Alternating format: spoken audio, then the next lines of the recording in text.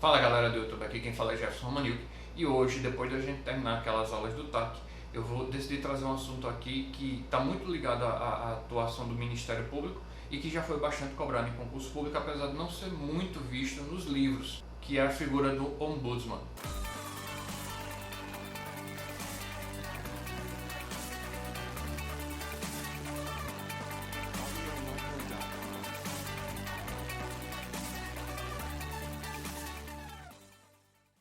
Bom, vamos lá. Inicialmente, por que eu decidi trazer essa matéria hoje aqui para a gente tratar dela nesse vídeo? Porque a figura do Ombudsman, apesar de ser pouco tratada nos livros, ela é muito cobrada em concurso público. No MP de Sergipe, por exemplo, em 2010, que a banca era CESP, foi cobrada. O MP do Rio de Janeiro, de 2016, que foi a FGV, também cobrou essa matéria. Então, independente da banca, esse é um tema que vira e mexe, cai em concurso e pode acabar te dificultando aí na hora da prova. O Ombudsman é uma figura que surgiu na Suécia, teve origem na Constituição Sueca de 1809 e que significa, ao pé da letra, algo como representante do povo.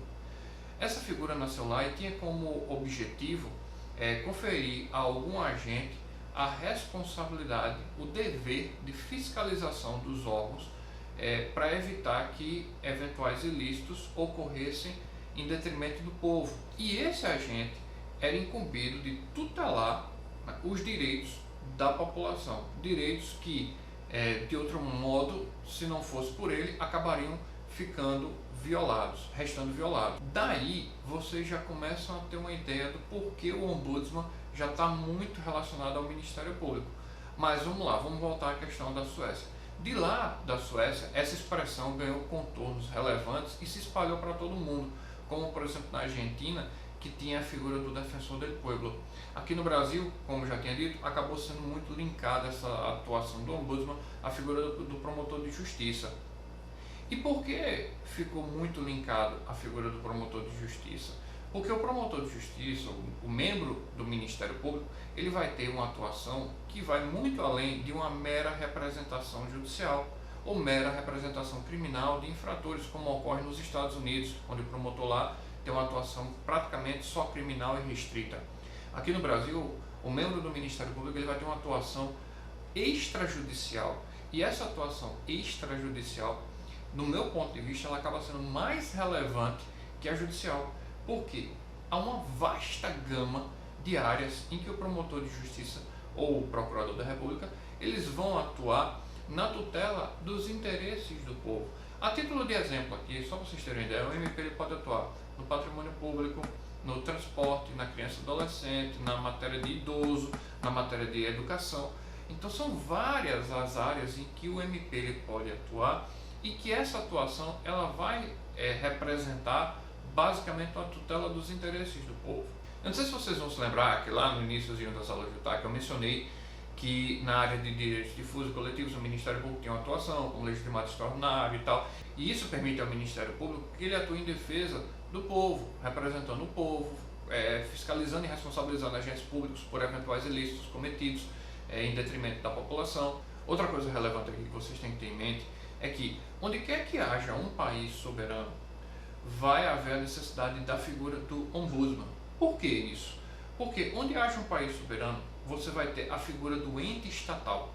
E onde houver a figura do ente estatal, esse ente pode praticar ilícitos contra a população. Foi-se a época de aplicação da teoria da irresponsabilidade do Estado, considerando os atos dos gestores como atos de império que não estariam sujeitos a qualquer responsabilização. O agente público, uma vez investido de atribuições do cargo, ele estará sujeito à responsabilização por eventuais ilícitos praticados em detrimento da população.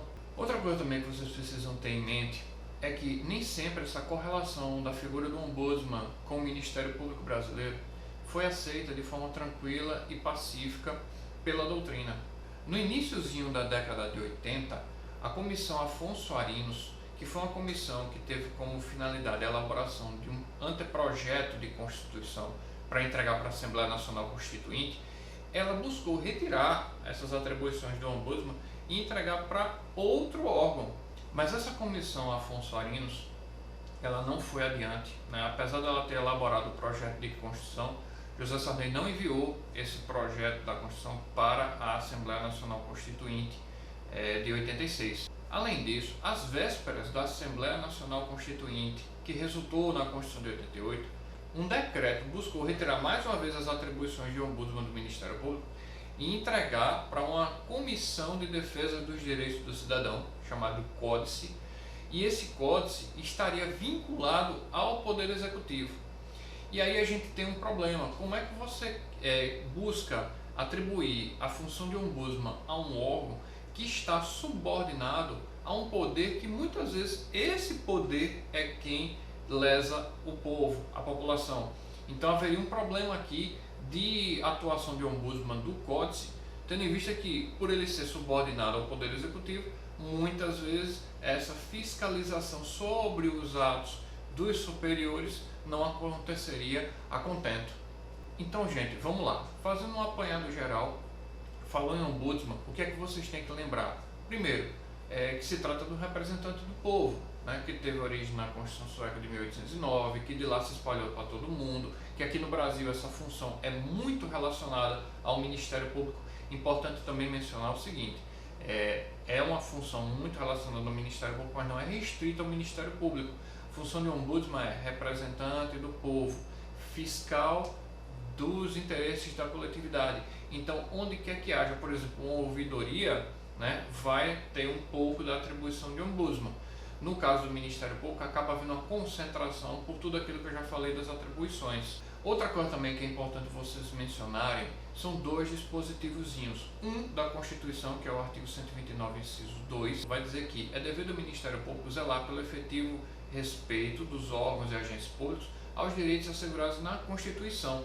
Um outro dispositivo é o artigo 5º, inciso 4, da Lei Orgânica do Ministério Público da União, que tem aplicação subsidiária à Lei Orgânica Nacional do Ministério Público dos Estados. E lá no artigo 5º, inciso 4, vai dizer que é dever do Ministério Público zelar pelo efetivo respeito e fiscalização dos agentes públicos e poderes públicos pelos direitos, deveres e garantias assegurados na Constituição e na lei. Então fica muito claro aqui que a função de ombudsman no Brasil ela foi bastante atribuída ao Ministério Público, tendo em vista todo o arcabouço normativo e de atuação que foi conferida constitucionalmente ao Ministério Público brasileiro. Então vamos lá, mais uma vez: representante do povo, Constituição Sueca de 1809, no Brasil foi atribuída ao Ministério Público por conta das suas atribuições extrajudiciais, artigo 129, inciso 2 da Constituição e artigo 5º, inciso 4 da Lei Orgânica do Ministério Público da União. Bom, gente, eu vou ficando por aqui. Se vocês gostaram do vídeo, dê um like. Se não são inscritos, se inscreva e ative o sininho para receber notificação de novos vídeos. E a gente vai se encontrando nas próximas aulas. Fui!